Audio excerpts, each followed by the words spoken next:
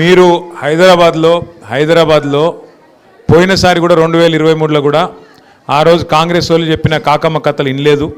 అప్పుడు కూడా మీరు దయతోని మీ ఆశీర్వాదంతోని అప్పుడు కూడా కేసీఆర్ రావాలని చెప్పి మీరు ఓటేసిండ్రు. కానీ ఊర్లల్లో వీళ్ళు చూపెట్టిన ఆశకు వీళ్ళు చెప్పిన మాటలకు కొంతమంది జిల్లాలలో నమ్మి మోసపోయి అలా బాధపడతా ఉన్నారు. మీరు మాత్రం ఎన్నడూ నమ్మలేదు. నమ్మకుండా మొత్తం ఔటర్ రింగ్ రోడ్డు లోపల మొత్తం ఒక్క సీటు కూడా కాంగ్రెస్కి ఇవ్వకుండా గెలిపించినందుకు ముందుగా మీ అందరికీ హృదయపూర్వకంగా ధన్యవాదాలు, హృదయపూర్వకంగా నమస్కారాలు.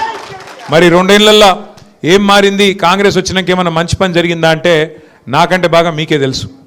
ఒక్క మంచి పని చేయలేదు. లేకపోగా ఇంకా మీదికెళ్ళి ఇల్లు గులగొట్టుడు, గలీజ్ పనులు చేసుడు, వాళ్ళ సొంత ఆస్తులు పెంచుకునేందుకు మంత్రులు ముఖ్యమంత్రి గల్లాలు పట్టి కొట్టుకున్నాడు తప్ప చేసిన ఒక్క మంచి పని కూడా 2 నెలలు లేదు.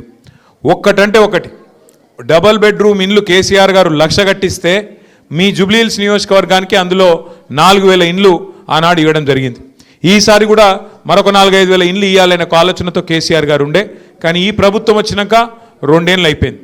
2 ఏళ్లలో ఒక్క ఇల్లు కట్టలేదు, ఒక్క రూపాయి శాంక్షన్ చేయలేదు, ఒక్క గరీబోనికి కూడా కొత్తగా ఒక స్కీమ్ పెట్టలేదు.